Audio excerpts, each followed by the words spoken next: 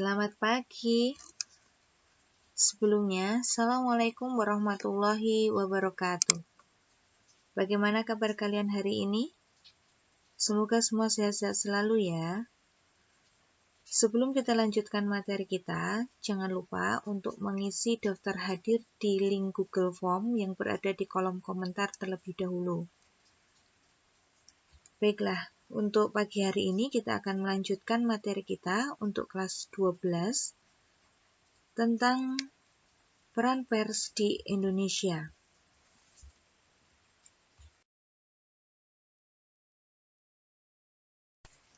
Oke, untuk materi yang pertama tentang pengertian pers. Kita sering mendengar kalimat tentang pers. Nah, sekarang apa yang dimaksud dengan pers? Pers menurut Undang-Undang Nomor 40 Tahun 1999 merupakan lembaga sosial dan wahana komunikasi massa yang melaksanakan kegiatan jurnalistik yang meliputi mencari, memperoleh, memiliki, menyimpan, mengolah, dan menyampaikan informasi dalam bentuk tulisan, suara, gambar, serta grafik, maupun dalam bentuk lainnya menggunakan media cetak maupun media elektronika.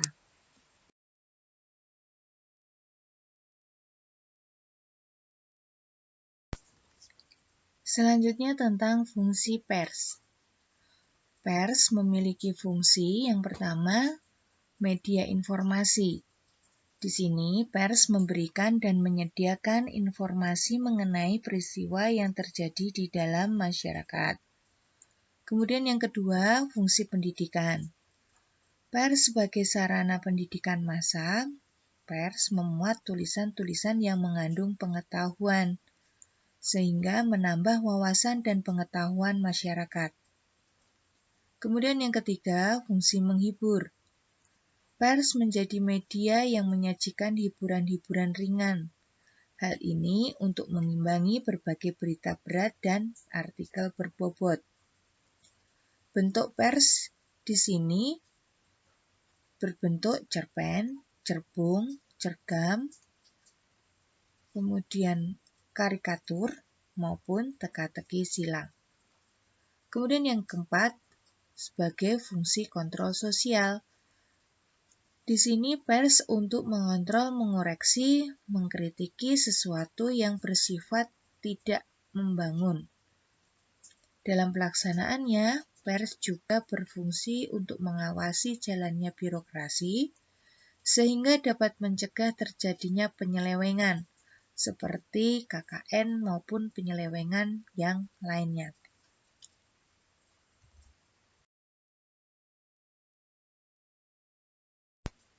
Selanjutnya tentang peran pers. Di sini pers memiliki peran yang pertama, memenuhi hak masyarakat untuk mengetahui. Yang kedua, menegakkan nilai-nilai dasar demokrasi. Yang ketiga, mengembangkan pendapat umum berdasarkan informasi yang tepat, akurat, dan benar. Yang keempat, melakukan pengawasan, kritik, koreksi, dan saran terhadap hal-hal yang berkaitan dengan kepentingan umum. Kemudian yang kelima, memperjuangkan kebenaran dan keadilan. Kemudian selanjutnya tentang perkembangan pers. Perkembangan pers seiring dengan perkembangan kehidupan manusia, terutama kalau di Indonesia, terlihat bahwa pers memiliki peran penting dalam kehidupan masyarakat Indonesia. Ini dimulai dari masa penjajahan hingga di era digital. Perkembangan pers yang pada awal kemerdekaan, pers di Indonesia dimulai saat didirikan kantor Berita Antara pada tahun 1937. Kemudian pada masa kemerdekaan muncul surat kabar dan majalah seperti Benih Merdeka, Suara Rakyat, kemudian Pikiran Rakyat, ada Suara Umum, Kemudian pada masa kemerdekaan, pers didominasi berita tentang politik. Tentang pers, di mana pers menjadi alat utama dalam menyebarkan ideologi dan menghimpun massa. Kemudian banyak jurnalis pada masa itu aktif dalam membangkitkan semangat juang melalui tulisan dengan tujuan mengisi kemerdekaan. Para wartawan pada masa itu ada B.M. Diah, kemudian Rosyan Awar, ada juga Muchtar Lubis. Terbentuknya adanya PWI, Persatuan Wartawan Indonesia. Kemudian yang ke-6, ada pemberendelan penerbitan terhadap surat kabar Indonesia Raya. Dan yang ke-7, pada bulan September tahun 1945, terbitlah Nerita Indonesia yang merupakan surat kabar Republik Indonesia pertama. Surat kabar ini disebut sebagai cikal bakal pers nasional sejak zaman proklamasi. Selanjutnya pada masa demokrasi terpimpin. Pada masa ini berlaku larangan berpolitik dalam segala bentuk termasuk pers. Larangan ini termasuk dalam melakukan kegiatan politik yang dapat mempengaruhi haluan negara secara langsung atau yang tidak bersumber pada badan pemerintahan yang berwenang. Kemudian pada tahun 1960, penerbit bukan hanya wajib mengajukan surat izin terbit, tetapi juga wajib mengajukan surat izin cetak. Selanjutnya yang ketiga pada masa Orde Baru. Pada masa Orde Baru ini, kegiatan pers diatur dengan Undang-Undang Nomor 21 Tahun 1982. Pada masa itu, terjadi penyelewengan fungsi pers, yaitu pers tidak independen, tetapi menjadi media pendukung pemerintahan pada masa Orba. Kebebasan pers dibatasi. Pers hanya diizinkan memberitakan tentang berita yang bersifat pro pemerintah. Media tidak diizinkan menyebarkan berita yang secara resmi tidak diizinkan oleh pemerintah. Di sini pemerintah beranggapan bahwa kebebasan pers tanpa kontrol pemerintah hanya akan mengganggu stabilitas bangsa. Selanjutnya, pers di masa era reformasi. Bagaimana perkembangan pers di masa era reformasi ini? Apakah jauh lebih baik dibandingkan pada masa Orde Baru? Ya, karena pada masa reformasi ini, pers bersifat bebas dan bertanggung jawab pada kepentingan umum. Artinya, pers tidak lagi dikontrol oleh pemerintah. Kemudian, pada masa reformasi ini, pemerintah juga mulai mencabut aturan surat izin usaha penerbitan pers. Dengan dicabutnya SIUP ini, akhirnya tumbuh beberapa perusahaan pers, baik itu media cetak, televisi, maupun radio. Selain dicabutnya SIUP, upaya lain adalah penghapusan Departemen Penerangan. Departemen Penerangan di era masa Orde Baru memiliki kekuatan yang luar biasa menekan dan mengatur pers. Kemudian, pada masa reformasi ini, Departemen Penerangan dihapus dengan tujuan agar pers bisa leluasa melaksanakan kegiatan jurnalistiknya.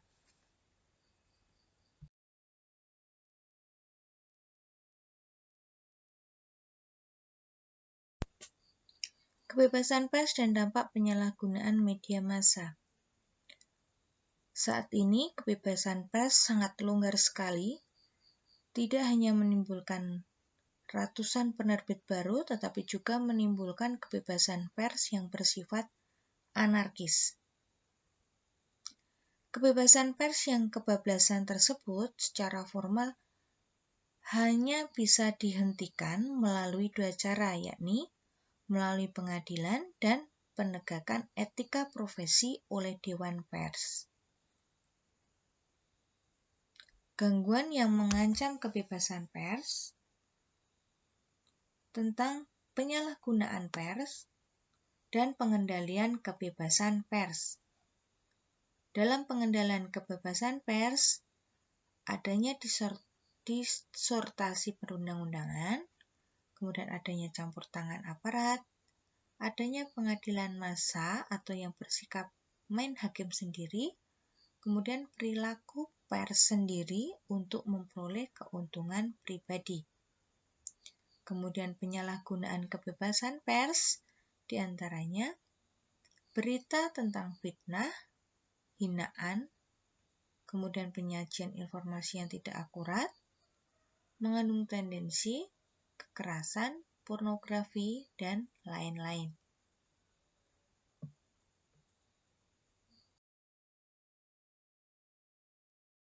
Selanjutnya tentang Dewan Pers. Dewan Pers merupakan sebuah lembaga independen di Indonesia yang berfungsi untuk mengembangkan dan melindungi kehidupan pers di Indonesia. Dewan Pers memiliki fungsi diantaranya melindungi kemerdekaan pers dari campur tangan pihak lain, melakukan pengkajian untuk pengembangan kehidupan pers, menempatkan dan mengawasi pelaksanaan kode etik, memberikan pertimbangan dan mengupayakan penyelesaian pengaduan, mengembangkan komunikasi antar pers, masyarakat, dan pemerintah, memfasilitasi organisasi-organisasi pers dalam menyusun peraturan-peraturan di bidang pers dan meningkatkan kualitas profesi kewartawanan. Kemudian, apa yang dimaksud dengan kode etik jurnalistik? Kode etik jurnalistik adalah himpunan etika profesi kewartawanan. Ini untuk menjamin kemerdekaan pers dan memenuhi hak publik untuk memperoleh informasi yang benar. Wartawan Indonesia memerlukan landasan moral dan etika sebagai pedoman operasional dalam menjaga kepercayaan publik dan menegakkan integritas serta profesionalisme.